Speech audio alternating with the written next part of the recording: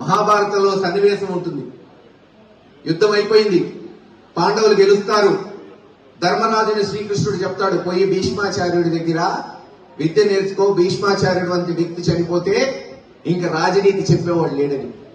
ధర్మరాజుని చూసిన వెంటనే భీష్మాచార్యుడు అంటాడు, వాళ్ళు ఏం గెలిచారా నల్లా, రాజట ధర్మజుండు, సురరాజు చుటుండట ధన్వి, శాస్త్రోద్వేజకమైన గాంధీవము విల్లువట సారథి, సర్వయోగ సంయోజకుడైన చక్రి ఉగ్ర ధరాధరుండు భీముడై యాజికి తోడు వచ్చినట్ట ఈ పాండవులకు ఆపద కలుగుని ఏమి చెప్పాము.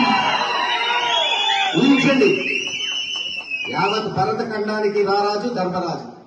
పోనీలే ధర్మరాజు ఏముందిలే, కొట్టేద్దాం అనుకున్నావా, పక్కన అర్జునుడు. ఏముందిలే అర్జునుడు అంటే గాంధీవం ధరించిన వ్యక్తి. ఇంతేనా అంటే శ్రీకృష్ణుడు రథసారథి. ఇంతేనా అంటే మళ్ళీ గదాధరుండు భీముడు తోడు.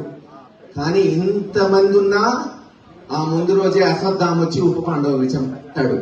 అంత గొప్ప పాండవులకే ఆపదొస్తే మనం ఎంత సోదరులారా ఆలోచించండి.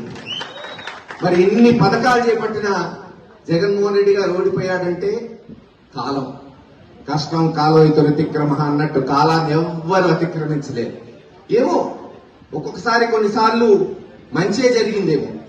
జగన్మోహన్ రెడ్డి గారే గెలిచి మళ్ళీ పథకాలే కొనసాగితే ప్రజల్లో ఆయనకున్న విలువ ఇంత పెరిగేది కాదేమో.